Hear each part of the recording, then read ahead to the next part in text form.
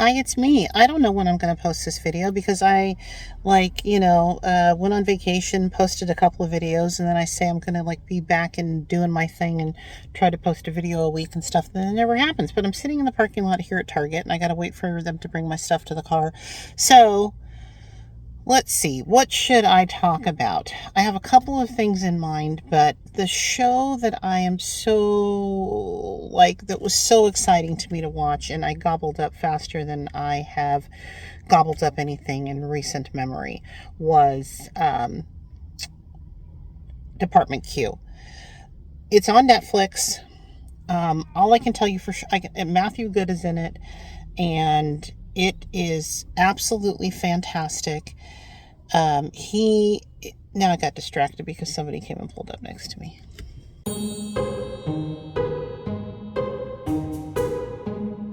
So here's what happened. I am waiting for Safeway to finish getting my groceries together because they were serious about it being. Here's the problem. I ordered this is my fault because I made my order last night, but I wanted to get a rotisserie chicken because, damn it, I'm going to make myself food for this week, right? And so there's this recipe that I made a long time ago, and it has it's like a casserole with using cacique, Mexican crema, and chicken, and green salsa and stuff. And I just remembered that I forgot to make sure that I had green salsa, so I really hope I do. But anyway, but they suggest using a rotisserie chicken, and I was like, you know what? I'm so lazy and I'm so tired, and it's been a rough week and stuff, so I'm gonna buy myself a rotisserie chicken. And I think that's what the holdup is, because I literally just looked to see what shopping is left to do, and it's just the chicken. So they must literally start roasting the chickens at 8 or something, so you cannot get a rotisserie chicken till 9 o'clock. But that's okay, because I got my coffee, I'm sitting here, I'm looking at the water, and I went back through my videos to see if I had ever talked about Department Q, which is in the year of our Lord 2025. I would say my two favorite things that I have consumed would be Shetland, which I just did a review about and posted that a few weeks ago, and Department Q. Coincidentally, both with Scottish settings.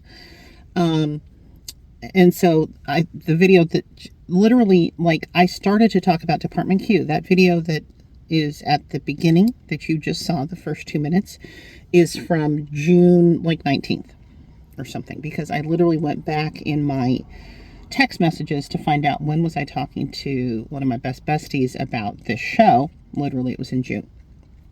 So, yeah, I was trying to tell everybody to watch this show. The way that I wind up finding, when I find a show I love, then I feel like I turn into someone trying to get people involved in a pyramid scheme, trying to get somebody to sell what were the leggings that were everybody was trying to do, the LuLaRoe things, or in the olden days, it was Amway. I don't even know what Amway was. I'm going to have to go look that up. But it was a thing you always knew somebody whose mom or dad was selling Amway products or some shit. I literally don't know if it was food or vacuum cleaners or what the fuck it was. But anyway, so I have messages. Here's a message of me talking to some of my work friends about that they should watch this show. And then here's another message about me talking to my best friend about, here's more messages about talking to my bestie about watching the show. And she was, I always remember her being now what am I supposed to watch? I watch this show. And that feeling of, I had that feeling with Department Q and Netflix, with Department Q and Shetland. You finish and then you're just this is one of the best things I've ever watched, and there is nothing else that sounds good.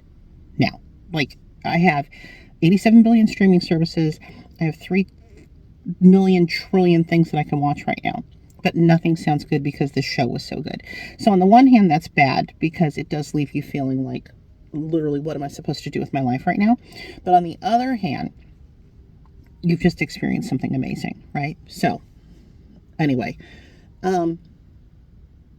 Department Q.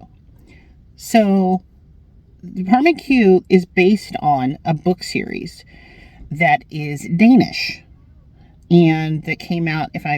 Literally was just looking this up. I believe the movies, there were some Danish movies that came out that were adaptations of the book, like 2013-ish or something. Never heard of them. The original book was called The Keeper of Lost Causes. And so this series is, I believe it's an English production, but it's set in, I'm not sure, it's set in Scotland. The main character is played by Matthew Good, who is English, and who is English in the show. He's a transplant. I think I can't remember if they explain. I don't know if it's because he married somebody who was Scottish and that's why he's in Scotland. I can't remember what the deal is, but it doesn't matter. But everybody else, well, not everybody else in the show, but it's supposed to be in Edinburgh, and he's a police detective, and I don't know how much I want to tell you, because some of the thing about this show is that there are scenes that will have you go like this, and are disturbing and surprising, and there are twists and turns and things like that. So I really don't want to spoil this show for you. So I'm trying to think, wow, if anybody's, like, I'm thinking about if you were watching like somebody who was like good at this, like reviewing stuff, it would be so much like better. But this is what I do, and this is how I do it. So I'm just going to go ahead and proceed. I think you should watch this show. We already know there's going to be a season 2. I don't remember the last time I watched anything as fast as I watched this show. And I'm very easily distracted. Like, I, want to move on to like the next thing or do something different. And that's why I have like 150 books open on Kindle. So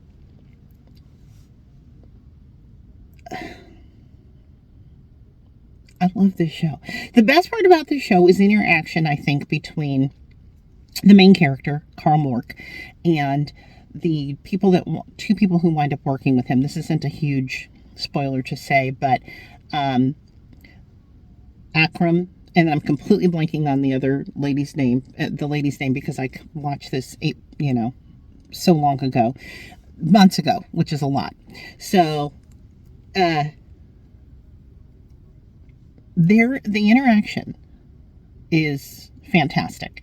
And as I said in a recent review, like, scrappy underdogs is one of my favorite kinds of things, okay? And without spoiling too much, I will just tell you that basically Carl gets assigned to, he goes through some stuff, and then he basically gets assigned to like deal with like super, super cold cases, so just to like basically give him something to do, like stuff that was never solved and stuff. And that's where it starts, okay? So, and I believe if I'm not mistaken, in the beginning they will give you like, there's going to be like parallel things going on, like with Carl and with somebody else, and then just hang on if it seems like a little disjointed, which I can't remember if I felt that way. It all comes together, it all makes sense, not unlike Unforgotten, which is back, by the way, for season 6, and the first episode dropped, and I was literally sitting there just like waiting for the time for it to come on so that I could watch it. I'm not even kidding you. That's my life. Like, literally, like, it was supposed to come on at like 7 or 8 or whatever time it was supposed to come on, and I'm literally in my chair just being like, is it 8 o'clock now, so that I can watch this show. I watched that on PBS Masterpiece. That is a fantastic show. But so this show has, like, I want to say it's 8 episodes. It's a mystery that goes through. There's a through line for this one mystery for all 8 episodes. One thing that I love about it is that you will see people, if you watch Shetland, I will throw up some of the people that you do see in this show who also are on Shetland. Mark Bonner being one of my favorite, Duncan from Shetland, is in this. And then I just looked up his name. His first name is Jamie. I love this guy. He is in season 8 of Shetland, because I am rewatching it with my kid who hadn't seen some of the seasons that I had already watched. So I will have rewatched most of Shetland twice, and that's how good Shetland is. I'm trying to think. There was somebody else, completely blanking on who it is, but I'll put them up there. The thing is, this show is like, one of the things I love about the show is that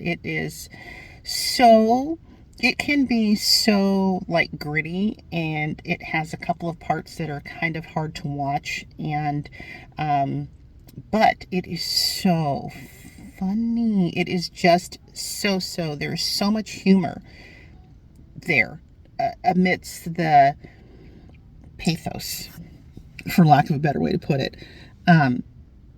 It's just it's a combination. The writing, the acting, the quirkiness, the humor, the drama, it all just works. It all works. I mean, Rotten Tomatoes, I'll throw up what the Rotten Tomatoes is because it's amazing. Just one of the most fun, best, entertaining shows that I've seen in a really long time. So I'm sorry that I'm so late to this, because I meant to do this back in June, but it's still there on Netflix, so now you can watch it if you're looking for something to watch. And I don't know what else I want to say about it, because I don't want to give anything away, but it's a ride, is how I describe it. It is 1,000,000% a ride, and it's a ride that you're going to want to take because it's very entertaining. So I hope that you'll check it out. And if you watched all of this, bless you. I appreciate you. Thanks for being here. It's YouTube, so if you're watching this on YouTube, I might post it somewhere else, but if you're watching on YouTube, you know what to do. Can you like it? If you want to subscribe because you want to see me talk about other shows and then ramble about, getting coffee and waiting for my groceries, that'd be hella cool. So I appreciate you all. Thanks for being here. I'll see you next time. Bye!